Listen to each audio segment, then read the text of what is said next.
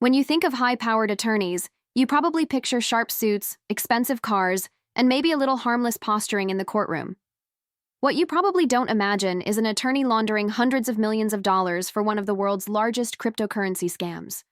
But that's exactly what Mark Scott, a Harvard-educated lawyer, was convicted of doing in connection with the notorious OneCoin fraud scheme. Let's rewind a little.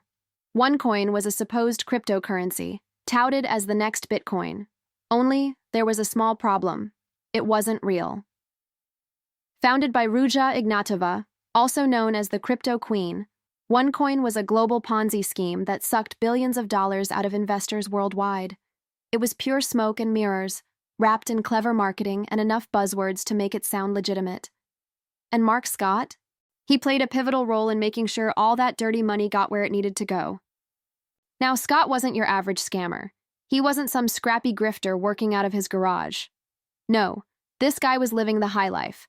A former partner at a prestigious law firm, a hefty salary, and access to the kind of resources most people only dream of.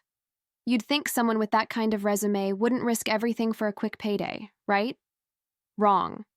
Turns out, even a Harvard law degree doesn't make you immune to the lure of tens of millions of dollars. Scott's role in the OneCoin operation was essentially to be the money man.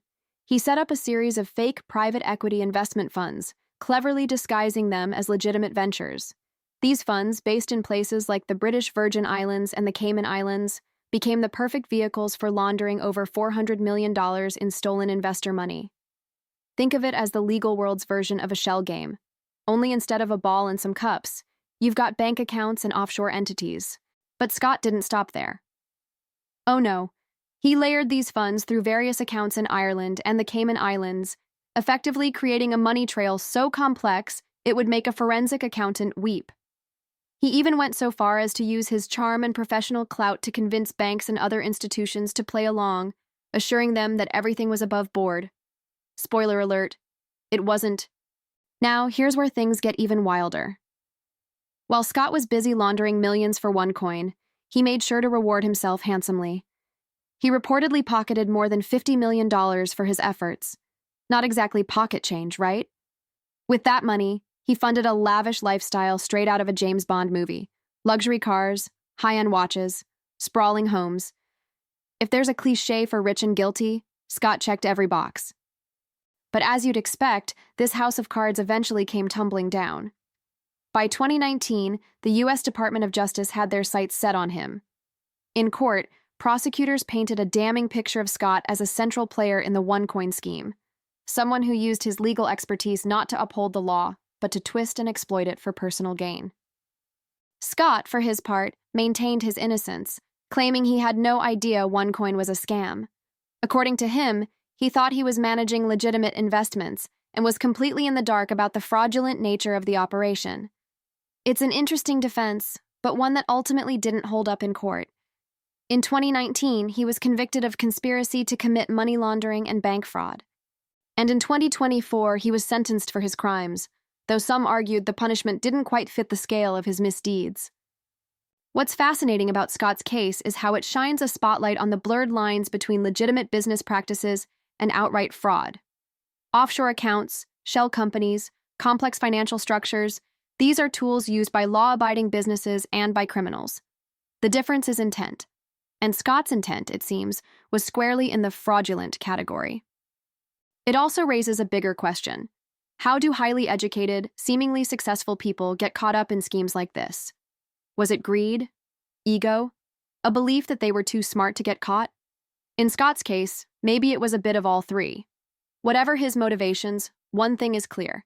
His fall from grace was as spectacular as it was self-inflicted. And let's not forget the broader context here. Mark Scott is just one piece of the OneCoin puzzle. The scheme itself was a global operation, one that duped millions of people out of billions of dollars. Ruja Ignatova, the Cryptoqueen herself, remains at large to this day, making her one of the FBI's most wanted fugitives.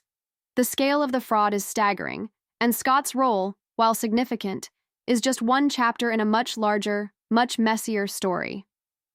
So, what can we learn from all this? First, the old saying holds true. If something sounds too good to be true, it probably is. Second, Even the most polished professional people can fall prey to greed. And third, justice, while often slow, does catch up eventually, though whether it fully addresses the harm done is another question entirely.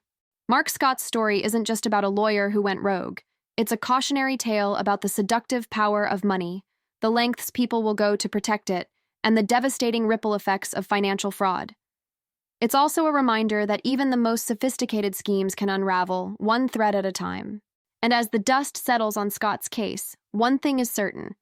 His name will forever be tied to one of the most infamous financial scandals in recent history. Quite the legacy, wouldn't you agree? Thanks for watching. Please like and subscribe.